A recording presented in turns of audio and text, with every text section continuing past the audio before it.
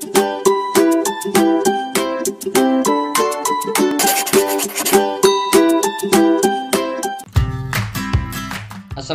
warahmatullahi wabarakatuh. Jumpa lagi dengan saya Pak Qobla Harumika di YouTube Qobla Harumika. Pada kesempatan kali ini kita akan membahas materi kelas 8 semester 1 tentang bab 1 teks berita. Apa itu teks berita dan bagaimana penjelasannya? Kita simak penjelasan berikut ini. Sebelum kita membahas tentang teks berita, kita harus mengetahui kompetensi dasar apa yang harus kita kuasai.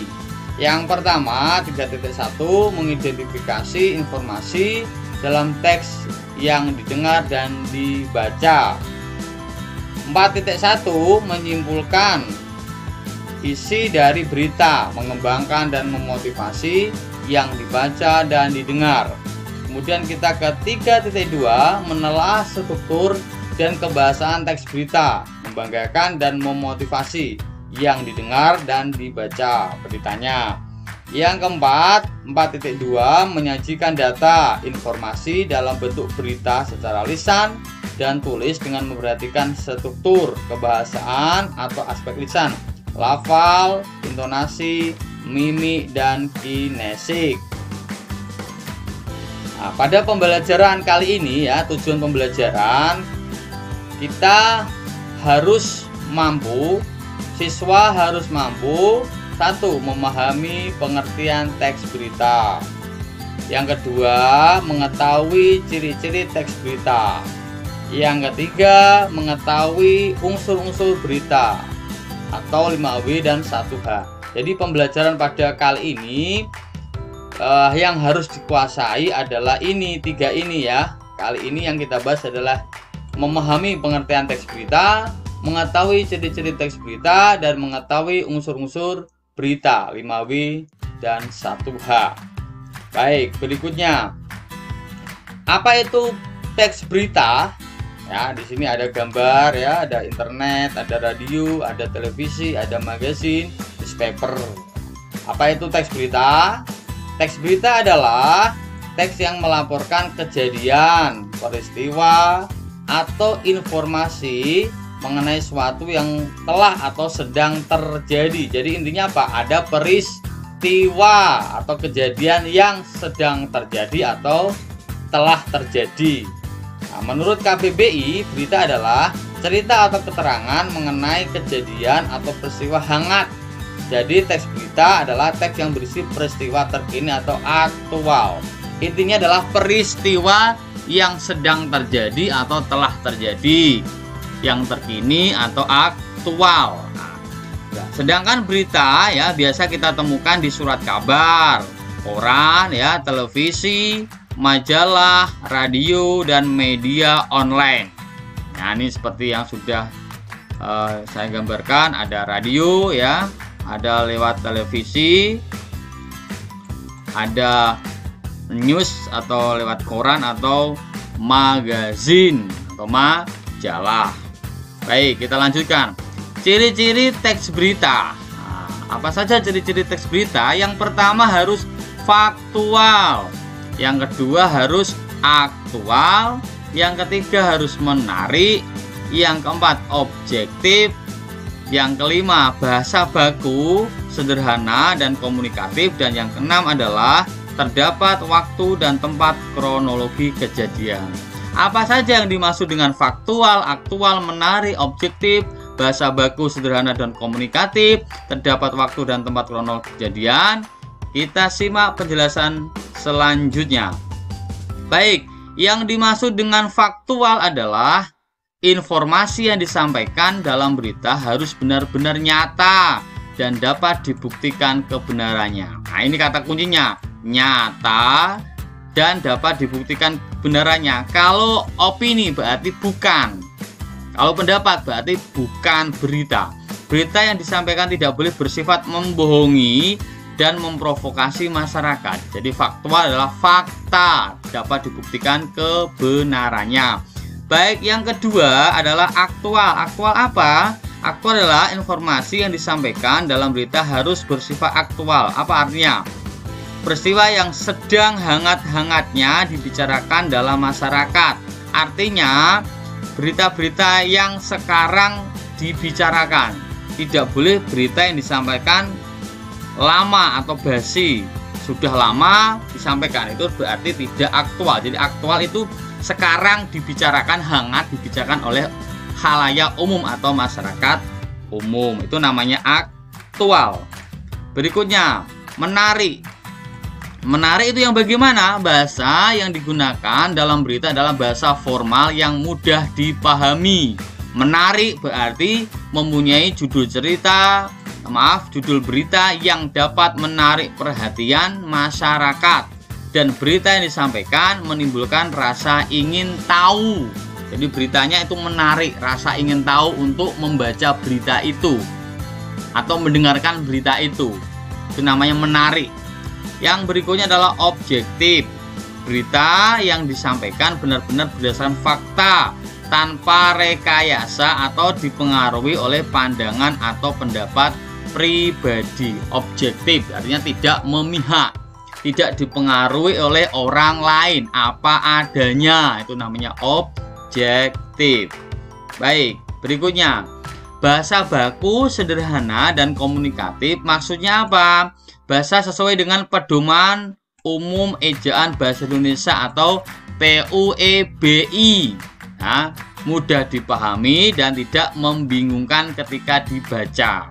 Kadang-kala kan ada bacaan yang susah dipahami, tetapi untuk berita ini adalah yang sederhana dan komunikatif. Komunikatif artinya orang yang membacanya itu mudah menangkapnya atau mudah dipahami. Gitu ya. Baik, selanjutnya terdapat waktu dan tempat kronologi kejadian.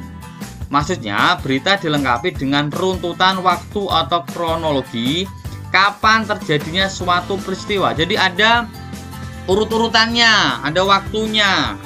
Ya, jadi tidak hanya sekedar berita, tetapi ada runtutannya, waktu dan tempat kronologi kejadian. Itu ada dalam berita. Baik, selanjutnya apa saja sih unsur-unsur berita itu? Setelah kita mengetahui tentang apa itu berita, kemudian apa itu sifat-sifat berita, maka kita harus mengetahui apa yang dimaksud dengan unsur-unsur berita. Ini saya menuliskan ada 5W1H. Apa itu 5W1H? Baik, kita simak penjelasan berikut ini. Baik, 1 ya, tadi saya mengatakan 5W1H. 5W-nya ada 5. W yang pertama adalah what. Apa peristiwanya? Nah, unsur berita yang pertama adalah what. Apa? Unsur berita ini mengacu pada apa yang terjadi. Apa yang terjadi? What. Contoh konkretnya seperti ini. Ada sebuah dump truck yang syarat muatan batu kali menabrak bus dari arah berlawanan. Jadi kalau mengandung what itu adalah peristiwa utama atau gagasan utamanya. Jadi jika kita mendengar peristiwa, berarti ini peristiwa apa? Yaitu berarti mengandung what. Oh, terjadi kecelakaan, berarti what. Peristiwa apa? Berarti what. Paham? Baik, kita lanjutkan. Yang kedua adalah who. W yang kedua adalah who. Siapa yang terlibat dalam peristiwa tersebut? Berarti ada nama orang. Unsur ini merujuk pada siapa yang terlibat, berarti ada nama orang ya. Contoh konkretnya, truk bernomor polisi B1001 BDA itu dikemudikan Bagio dengan kernet Ramlan. Jadi, siapa yang terlibat dalam peristiwa tersebut? Tadi kecelakaan adalah what, terjadi kecelakaan what. Siapa yang mengalami kecelakaan? Siapa? Bagio dan Ramlan. Who berarti menanyakan orang. Baik, berikutnya. W yang ketiga adalah where, di mana terjadinya peristiwa tersebut. Unsur berita yang ketiga adalah di mana, where. Unsur berita ini mengacu pada di mana peristiwa kejadian itu terjadi. Contohnya, kecelakaan tersebut terjadi di Simpang 3, Pasar Desa Sukolilo, Kecamatan Sukolilo, Kabupaten Pati. Ya, ini berarti apa? Ada tempat. Kalau tempat berarti menunjukkan where. Di masjid, di jalan, di pasar, di mall, berarti apa? Where, di mana. Paham ya? Baik, kita lanjutkan. Yang keempat, W yang keempat adalah when. Kapan peristiwa itu terjadi? Nah, unsur berita keempat adalah when. Unsur berita ini merujuk pada waktu terjadinya peristiwa atau kejadian yang diberitakan oleh jurnalis. Waktu. Contohnya gini ya, peristiwa tersebut terjadi pukul 10. Waktu bisa kapan? Siang, pagi, sore, malam bisa. Jadi hal yang mengandung waktu berarti mengandung unsur when. Baik, sekarang W yang terakhir, baru 4 tadi ya. W yang kelima adalah why. Mengapa peristiwa itu bisa terjadi? Why ya. Unsur berita ini mencakup ya untuk mengetahui penyebab dari suatu peristiwa yang telah terjadi. Nah, ini yang perlu kita garis bawahi. Kalian harus mengerti bahwa why adalah mengapa ya, mengetahui penyebabnya. Ini contoh konkretnya. Peristiwa tersebut terjadi akibat sopir dump truck tidak bisa menguasai laju kendaraan. Jadi sebab berarti mengandung why. Jadi 5 W ya. Sekarang 1H ya. Yang terakhir adalah how. Bagaimana kronologi peristiwa tersebut. How di sini maksudnya adalah proses yang terjadi. Awal mulanya bagaimana kalau terjadi kecelakaan dan juga akibat yang ditimbulkan. Kalau sebab atau penyebabnya adalah why, tetapi kalau bagaimana urut-urutan kejadian dan akibatnya berarti mengandung unsur how. Contoh konkretnya ya, bus saat itu sedang terparkir di kiri jalan, di jalan menurun. Nah, ini namanya proses ya, tahapan terjadinya kecelakaan. Setelah menabrak bus, truk terus mendorongnya hingga menabrak sebuah warung dan gerobak dagangan di pasar tersebut. Ini masih proses terjadinya. Truk langsung terbalik dan menumpahkan isi batu kali yang dibawanya. Ini berarti tahapan ya. Akibat kejadian tersebut, Triyono langsung meninggal. Nah, ini juga masuk akibat. Jadi dalam unsur how ada 2, akibatnya apa, kemudian prosesnya. Kita ulangi lagi, proses terjadinya bagaimana kecelakaan itu, kronologinya bagaimana. Yang kedua adalah akibat terjadinya kecelakaan itu. Akibatnya apa? Itu mengandung unsur how. Bagaimana? Sudah jelaskan? Berarti unsurnya berita ada 5W 1H. Apa saja? What, who, where, when, why, dan 1H adalah how, bagaimana. Jelaskan? Baik, tadi apa yang dimaksud dengan berita, bagaimana sifat berita, dan bagaimana unsur-unsur berita sudah Pak Kobra jelaskan. Nanti kalau belum jelas bisa ditanyakan di kolom komentar. Terima kasih, mudah-mudahan bermanfaat. Dan assalamualaikum warahmatullahi wabarakatuh.